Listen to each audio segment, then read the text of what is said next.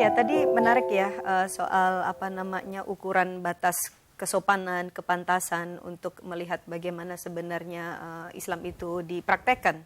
Jadi bukan malah sebaliknya bagaimana itu diformalisasikan dalam bentuk aturan-aturan yang itu bisa jadi malah justru sebaliknya. Mungkin bisa dielaborasi. Ya, saya kira pada dasarnya kan upaya penyeragaman ya ini yang kita coba hindarkan gitu, bahwa Islam itu sangat moderat, bahwa Islam itu rahmatan lil alamin. Ini yang menjadi substansi saya kira. Ketika sekali lagi bahwa secara personal mungkin orang bisa menggunakan jilbab sesuai dengan terserahlah dia mau jilbab seperti waktu sholat atau juga jilbab yang seperti dengan ukuran tertentu atau dengan Mbak ini atau dengan seperti Mbak Lulu itu kan soal pilihan gitu. Bayangkan nanti bukan hanya soal kewajiban berjilbab, jilbabnya bentuknya seperti apa betul warnanya kalau perlu di Aceh kan tertentu bentuknya. Selain itu disebut tidak sah. Itu kan namanya penyeragaman gitu kan. Spiritnya berbeda ya. Spiritnya berbeda. Bukan kesopanan spiritnya. Jadi sudah tidak lagi pada konteks Indonesia gitu kan.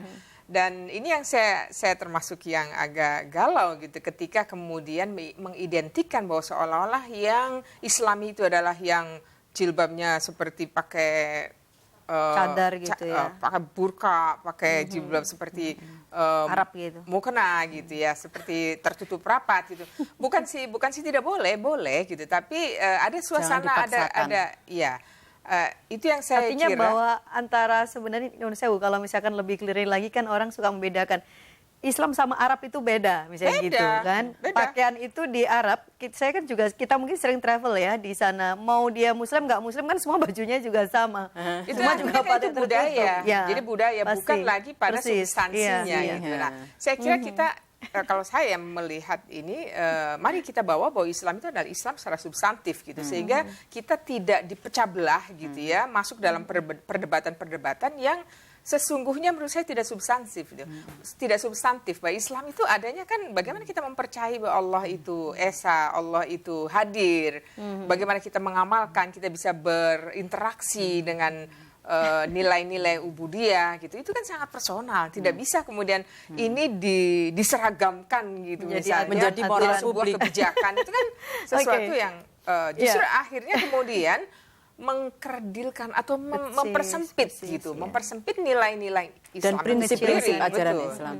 Oke, kita kembali ke Mbak Nini, Mbak Maria, Mbak Nini ini sebagai komisioner ini ya, apa namanya pastikan agak bukan hanya sekedar galau tapi mungkin sangat prihatin, dan tentu saja yang kita mau lihat bagaimana sih sebenarnya pemerintah mendorong justru lahirnya perda-perda yang seharusnya melindungi perempuan, termasuk sebenarnya pertanyaan masyarakat ini. Kalau sudah jelas ada perda yang ternyata jumlahnya itu makin meningkat trennya yang kita sebut tadi diskriminatif, lalu apa yang dilakukan oleh taruhlah pemerintah pusat atau kemudian Komnas Perempuan ini harus dibatalkan demi hukum atau demi konstitusi atau bagaimana? Ini memang ada situasi yang kita lihat agak ada kekosongan hukum ya, kalau boleh dibilang begitu. Jadi Mahkamah Konstitusi itu hanya punya kewenangan membatalkan undang-undang.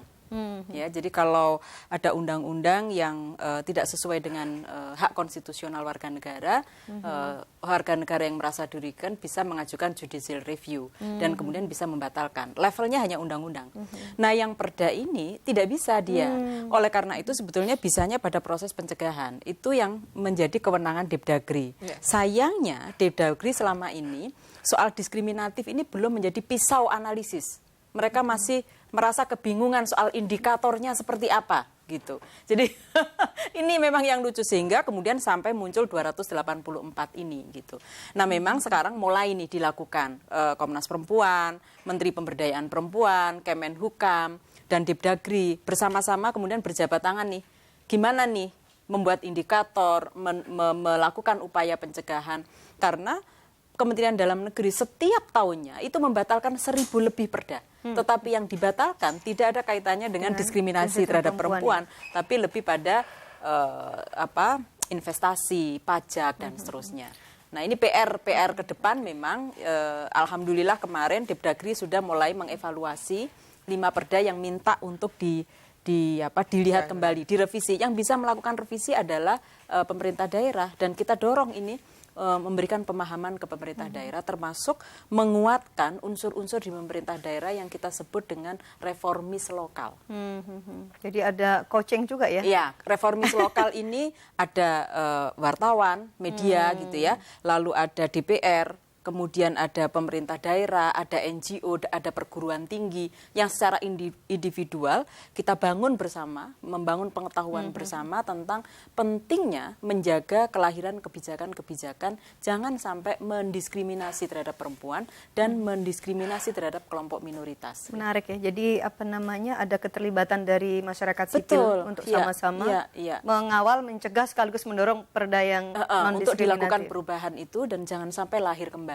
Jadi di tingkat pusat juga kita melakukan upaya, di tingkat lokal kita juga bersinergi supaya ini menjadi kebutuhan bersama. Ada success story terkait dengan ini Mbak? Atau mungkin Alimat ada pernah punya pengalaman mendampingin seperti itu? Yang sudah ada ini 5 kabupaten yang kemudian Dipdagri melakukan upaya perubahan. Kemarin itu kalau tidak salah Bone ya, saya agak lupa nama kabupatennya. Kemudian ada juga daerah yang sekarang bagus banget, itu dikawal oleh Bapak Kapoltabes malahan. Jadi ketika akan lahir perda-perda diskriminatif, beliau langsung bergandengan tangan dengan seluruh muspida. Contoh yang kemarin mau dikeluarkan itu, perda larangan umat muslim masuk ke kafe.